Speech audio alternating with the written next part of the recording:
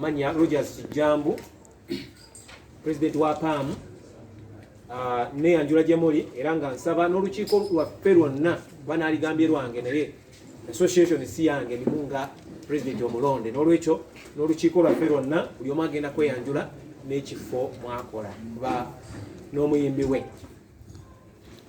manager Rogers Kijambu ge mannya nalondebwa olukiiko luno lwonna ne ba managers abatudde mabegaawo nga president olukiiko luno nkola ne muganda wange Ivan Lukwago naye ajja kweyanjula nga heyazi ndi personal manager wa Chengera mayor wa Chengera mwami Martha Yaswalukadda ebalawo kyekitulese wano abantu baagala kumanya abantu kiki olukiiko nga luwanvu nga abantu banakunyumira olukiiko kalusookeru kweyanjulire omwogezi tumulina agenda okutandika okubulira lwaki tuli wano n'ebigendererwa byaffe. Association for Performing Artist Managers Uganda, association yaffe eno nze vice president myuka omukulu Rogers Kijambu. Managers abenjawulo tulina managers baba comedian, tulina managers baba yimbi, tulina managers aba managing band music, tulina managers aba managing kadongo kamu, tulina managers aba managing abemizanyo aba theater eyo ye apa mweno ba managers tulabanga batafiiriddwako yensonga emukuzo lwaki tuli wano.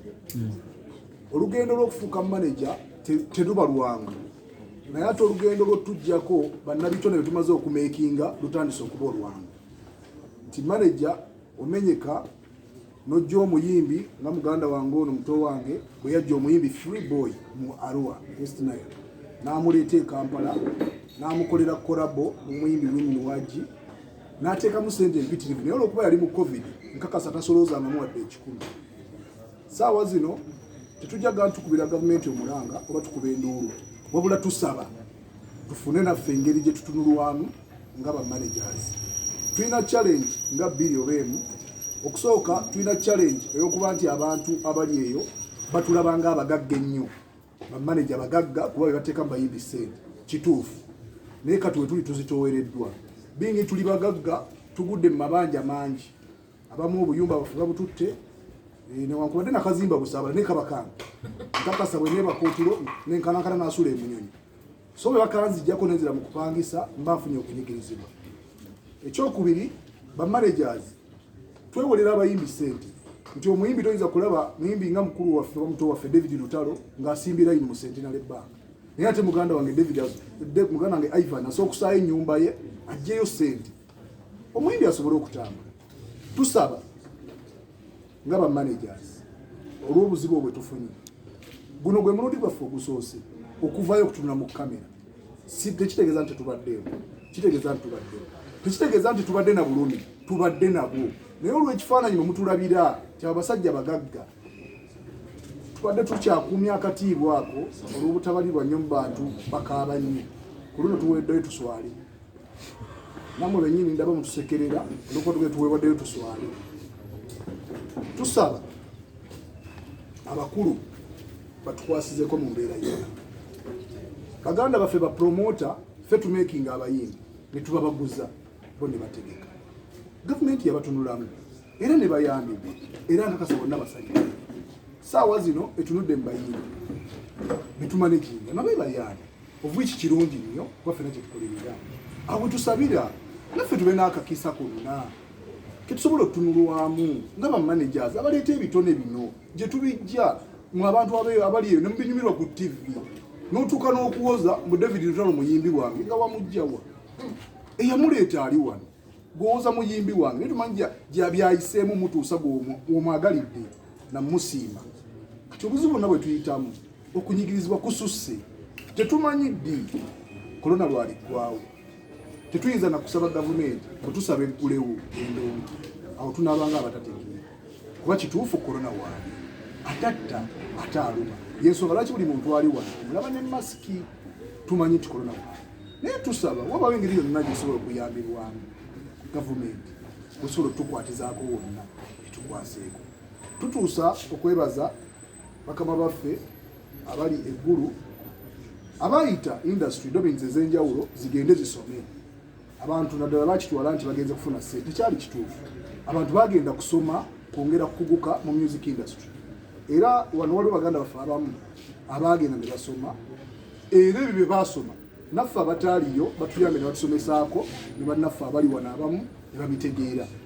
Nsabira NCF mukulu Ragadi nkakasa TV ogiyina ewaka ate ya kaladi era otulaba bulungi. Omulimu gwagambe baganda bange ogw'okusomesa gwo guwedde. Akadde konna ojja kuba ofuna ebbaluwa okuva mu APAN etegeeza ekiddako.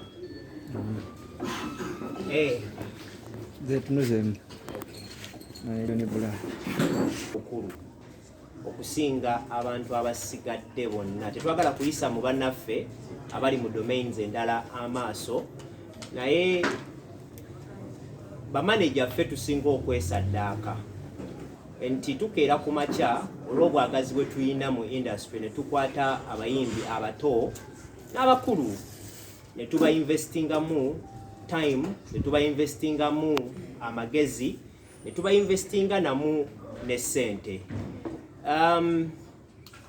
Industry abantu abasinga bavuddeyo ne bakaaba. Ffe tetwagala kukaaba era tetwagala kusabiriza. Era tetwagala na kujajingibwa mu mbeera etali nnungi, kubanga ffe nga ekigambo ekiri nti managers tusigala nga era tuli ba manager. Era twagadde otegeeza eggwanga nti twatandise oku-engaginga government mu ngeri ez'enjawulo okulaba engeri gyeyinza okutukwataganyizaako, okulaba ng'emirimu gyaffe giddamu okusituka. Emirimu gyaffe giringa nga wonalaba bizinensi endala zonna ng'obulimi nga ki, era naffe tukontributinga ku GDP eggwanga. Though weewaawo wabaddewo ebituli okubeera nti tusobola okukontributinga ekinene ekisinga ku kibaddewo, era ebyo byebimu ku bintu bye twagala okutereezaamu.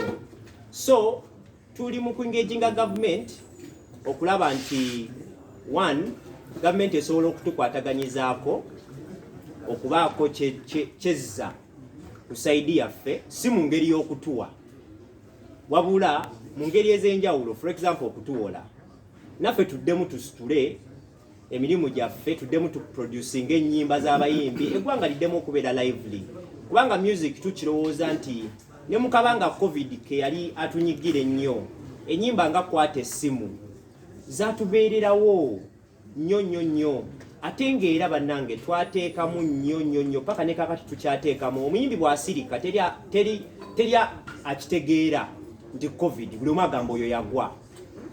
So kigezezaako nnyo tunyigiriza, era tusaba ne bannaffe bonna abali eyo tugatire wamu eddoboozi eryawamu okugezaako okulaba nga industry tugizza ku mulamwa ne mu mbeera eyo. Baganda bange abamu bansabye ngezeeko okubaako ka statement akatonotono kenkola mu Luzungu.